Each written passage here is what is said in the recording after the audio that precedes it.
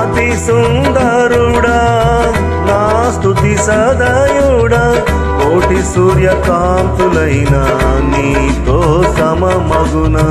అతి సుందరుడా నా స్తుతి సదయుడా, కోటి సూర్యకాంతులైన నీతో సమమగున.